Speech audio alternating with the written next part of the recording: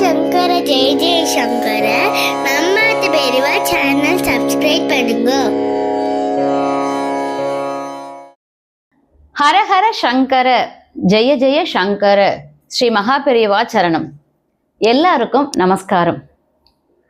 பகவான் கிட்ட ஒரு விஷயம் நடக்கணும் அப்படின்னா பொதுவா டீலிங் பேசுறது ரொம்ப தப்பு. நீ எனக்கு இதை பண்ணி கொடு, நான் உனக்கு அது பண்றேன் அப்படின்னு பேசுறது ரொம்ப தப்பான விஷயம். நமக்கு என்ன வேணுமோ போய் கேட்காம அவர் பண்ணுவார். இருந்தாலும் நம்ம மனுஷா தானே, நம்மளால சும்மா இருக்க முடியாது. எனக்கு இதை பண்ணி கொடுங்கோ, எனக்கு இது வேணும் அப்படின்ற மாதிரி நம்ம எல்லாம் கேட்கறது வழக்கம்தான். அந்த மாதிரி நம்ம ஒரு விஷயத்த பகவான் கிட்ட நீங்க எனக்கு இது பண்ணுங்கோ, எல்லாம் நல்லபடியா நடந்தா நான் இதை பண்றேன் அப்படின்னு நம்ம ஏதாவது ஒரு விஷயத்த கோரிக்கை வச்சுட்டோம் அப்படின்னா மறக்காம அதை பண்ணிடணும். இல்லைன்னா தெய்வம் தானே கேட்டு வாங்கின்றோம். அதற்கான சந்தர்ப்பத்தை உருவாக்கி நம்ம என்ன பண்ணணும் அப்படின்னு சொல்லியிருக்கோமோ அதை கேட்டு வாங்கின்றோம். அந்த மாதிரி ஒரு சம்பவம் மகா பெரியவா இருக்கிற காலத்துல ஒருத்தருக்கு நடந்தது. என்ன சம்பவம்ன்றத பார்க்கலாம். பழையனூர் அப்படின்ற ஒரு கிராமம். அங்க பெரியவாளோட அத்தியந்த பக்தர் ஒருத்தர் இருந்தார். மாசத்துக்கு ஒரு தரம் எப்படியாவது போய் பெரியவாளை தரிசனம் பண்ணிட்டு வந்துருவார். ஏதோ ஒரு சந்தர்ப்பத்துல எப்படியாவது போய் பார்த்துட்டு வந்துருவார். சொந்த ஊர்ல வேலை பண்ணிட்டு இருந்தார்.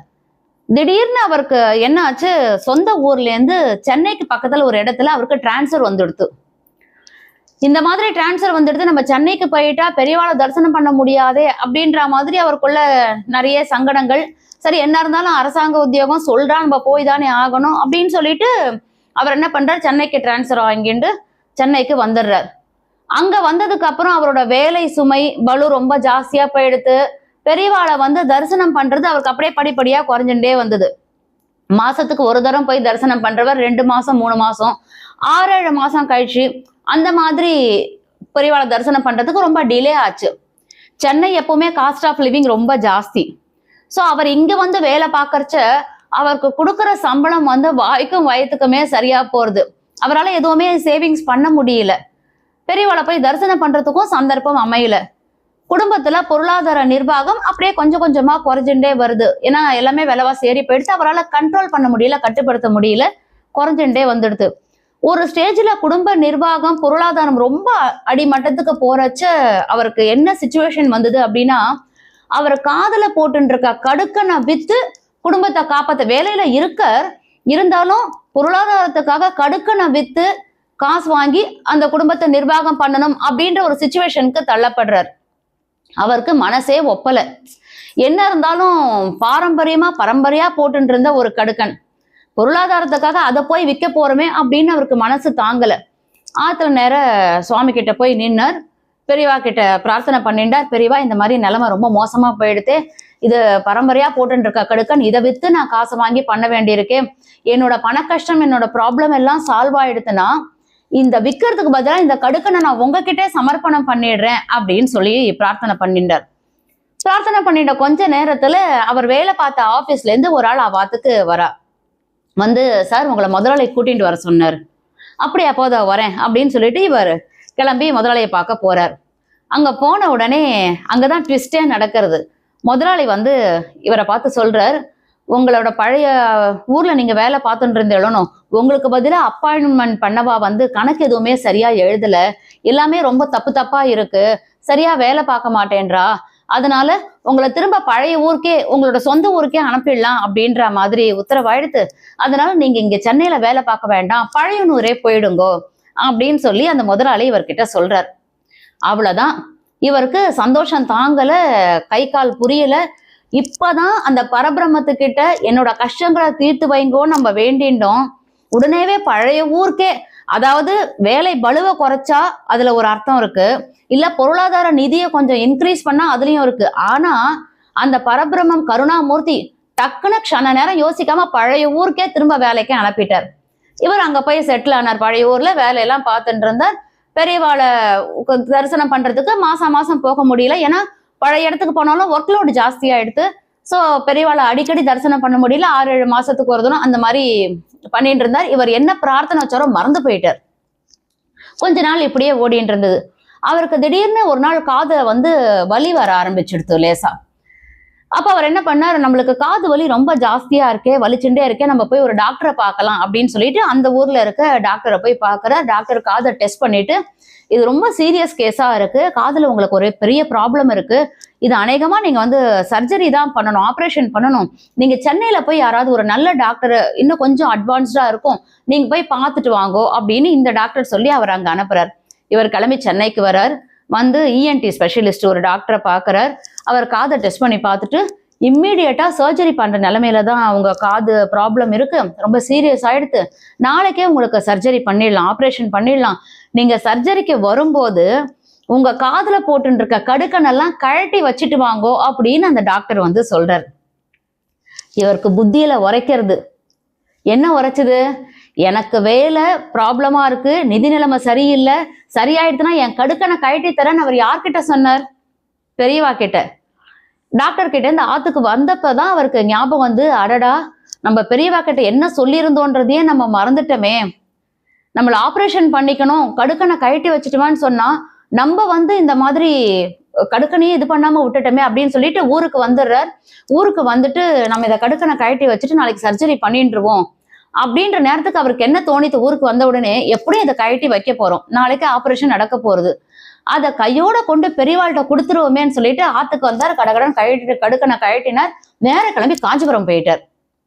காஞ்சிபுரம் போய் பெரியவாளை தரிசனம் பண்றதுக்காக போனார்.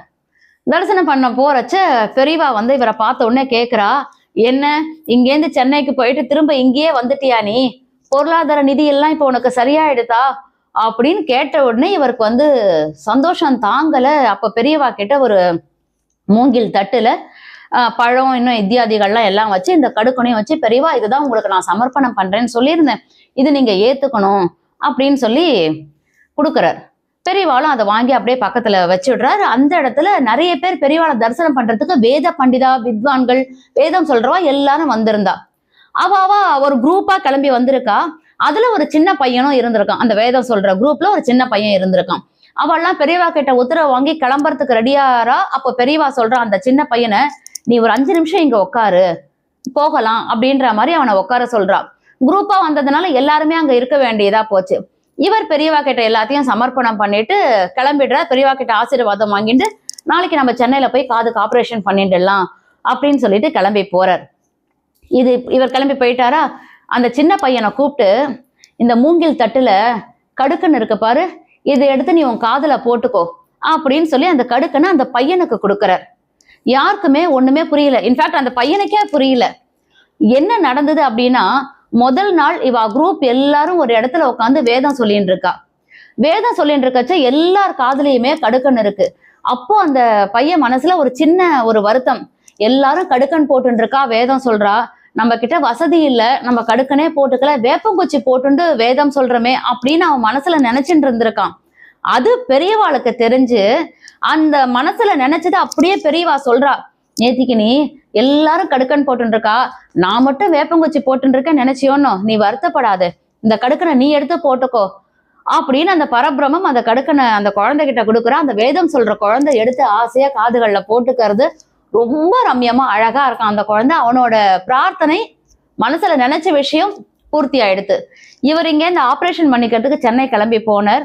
எந்த டாக்டர் வந்து நாளைக்கு அட்மிட் ஆகுங்கன்னு சொல்றாரோ அந்த டாக்டர் கிட்ட போய் வந்து நாளைக்கு ஆப்ரேஷனுக்காக நான் அட்மிட் ஆறேன் அப்படின்னு சொல்றாரு. அப்போ அந்த டாக்டர் என்ன சொல்றாரு, ஒரு தடவை திரும்ப டெஸ்ட் பண்ணிடுவோம், ஏன்னா ஒரு டிராப்ஸ்லாம் கொடுத்து போட சொல்லியிருக்கேன், ஒரு தடவை டெஸ்ட் பண்ணி பார்த்துட்டு நாளைக்கு எத்தனை மணிக்கு சர்ஜரின்றதை முடிவு பண்ணிடுவோம். டாக்டர் டெஸ்ட் பண்றார். அந்த இடத்துலயும் ட்விஸ்ட் நடக்கிறது. அந்த டாக்டர் சொல்றாரு, உங்க காதுல ப்ராப்ளம் ஒன்றும் பெருசா இல்லையே, ஆல்மோஸ்ட் நன்னா ஆயிடுத்தே, உங்களுக்கு ஆப்ரேஷன்லாம் தேவையில்லை, உங்களுக்கு சர்ஜரியே தேவையில்லை, ஒரே ஒரு டிராப்ஸ் தரேன், அது ஒரு 2-3 நாள் போடுங்கோ, ஆட்டோமேட்டிக்கா உங்களுக்கு இந்த காது வலி சரியா போயிடும். இதுக்கு மேல பெரியவாளை பத்தி இப்ப இதை நான் தொடர்ந்து சொல்லி புரிய வைக்கணும்னு நினைக்கிறேளா? அவசியமே கிடையாது. அவரோட பிரார்த்தனைய அவர் மறந்துட்டார். அத பகவான் குத்தமா எடுத்துக்கல. ஒரு குழந்தை மாதிரி, ஒரு குழந்தைக்கு ஒரு அம்மா எப்படி விஷயங்களை ஞாபகப்படுத்துவாளோ அந்த மாதிரி தாயா இருந்து பெரியவா வந்து அவருக்கு சொல்லி கடுக்கனையும் வாங்கிட்டார். அவருக்கு காதுல ப்ராப்ளமும் ஆபரேஷன் இல்லாம சரியா போயிடுது. இந்த குழந்தை கடுக்கன் இல்லையே அப்படின்னு வருத்தப்படக்கூடாதுன்றதுக்காக அந்த ஒரு பிரார்த்தனையும் நிறைவேற்றி வச்சார். பெரியவாளை தாயுமானவன் அப்படின்னு நம்ம சொல்றதோட சத்தியம் அப்படின்றது இப்ப இதுல இருந்து எல்லாருக்குமே புரிஞ்சிருக்கும். டீலிங் பேசக்கூடாதுதான், பட் நம்ம பெரியவாளுக்கு பண்ணணும், பகவானுக்கு நம்ம ஒரு விஷயம் பண்ணணும் முடிவு பண்ணிட்டா மனுஷ மனசு குரங்கு, க்ஷண நேரத்துல மாறி போயிடும். பண்ணணும்னு நினைச்ச உடனே பண்ணிடணும். சொல்லுவா தெய்வ கடன் நூற்றாண்டு அப்படின்றது சொல்றது உண்டு. அதுக்காக 100 வயசு வரைக்கும் கடவுளுக்கு தெய்வ கடன் நூற்றாண்டு பண்ணாம விட்டா அது தப்பு ஒண்ணும். நம்மளுக்கு ஒரு பிரார்த்தனை வச்சா டக்குன்னு நடக்கணும்னு நினைக்கிறோம். அப்ப நம்ம பகவானுக்கு சொன்னதையும் நம்ம உடனே பண்ணி முடிக்கணும் தானே. இல்லைன்னா கடவுள் இப்படிதான் கேட்டு வாங்கிப்பார், எல்லாருக்கும் அனுகிரகம் பண்ணுவார். இப்படிப்பட்ட ஒரு அனுகிரக லீலைய அந்த பகவான் தாயுமானவர் எப்படி பண்ணியிருக்காருன்னு தெரிஞ்சுட்டோம். இந்த அனுகிரகத்தை தெரிஞ்சின்ற கையோட ஸ்ரீமடத்துல பெரியவாளை தரிசனம் பண்ணிட்டு வரலாமா? வாங்க ஸ்ரீமடத்துக்கு போலாம்.